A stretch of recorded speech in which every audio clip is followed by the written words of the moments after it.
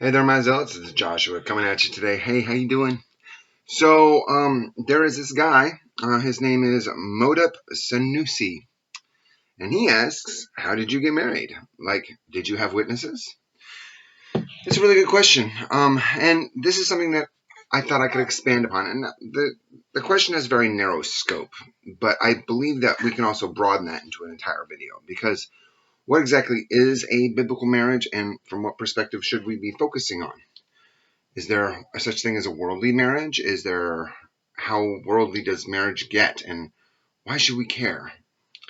Now, in a modern day marriage, there's usually a huge ceremony. You bring all your friends and family. You go to this wedding ceremony. You get a ring. You say your vows. You get dressed up. You have like this huge rigmarole. And by the time afterward, you have a reception and you have a big party, and then people are having fun. And then after that, you go on your honeymoon and so on and so forth. Now, none of that has any biblical support. There is a couple of times where Jesus Christ makes mention of a wedding where you have the 10 virgins and 5 wise, 5 foolish, and the 5 wise go to meet the bridegroom and they marry the bridegroom, which supports polygamy. Anyway, that's a whole other subject. But then there is also, that's pretty much it. It talks about a wedding, but it doesn't really go into detail about how to do a wedding.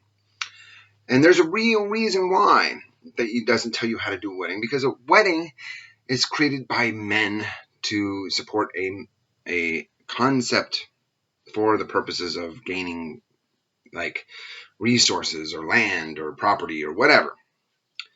In reality, if we look at what the Bible says, and I posted this question to, what's his name? Modupe Sanusi. I posted this question to him. I was like, well, do you have to have witnesses to be married? And I say to you, do you need to get married to be married? From a biblical perspective, do you need to get married to get married? And let's look at the scriptures. What's the first example of a married couple is Adam and Eve. Did they have witnesses? Their only witness was God. Is that enough? If you have God as your witness, do you need any other witnesses?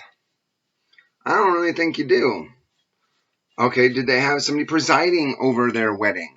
Well, it was God. God presided over their wedding. So do you need anything other than God to preside over your wedding? I don't really think you do. And that's something that is kind of important to understand. There's a lot of people today that are engaging in marriage and they're all falling apart. To be married, and this is strictly married, from the eyes of God, and this comes straight from Paul's mouth. He says that if a man have sex with a prostitute, those two become one flesh. And if a prostitute, just a prostitute, becomes one flesh with you and you have sex with her, then that's important to note. So sex is really what constitutes marriage. Sex. And once you have sex with a woman, if you're a man, I'm a man, so once you have sex with a woman, then it is your duty to dedicate your entire life to that woman for the purposes of procreation.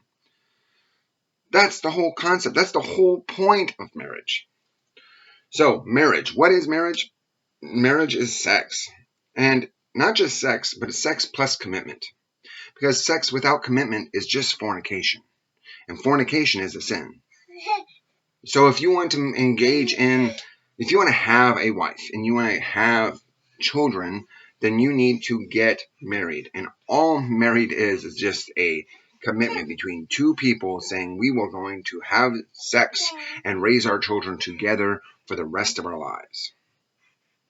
Now, I'm saying two people, a man and a woman, right? And I support polygamy. So how does that work? Well, you have a man dedicating himself to one woman, and that woman dedicating herself to one man. Then that same man saying, I'm going to dedicate myself to that woman, and that woman dedicates herself to one man.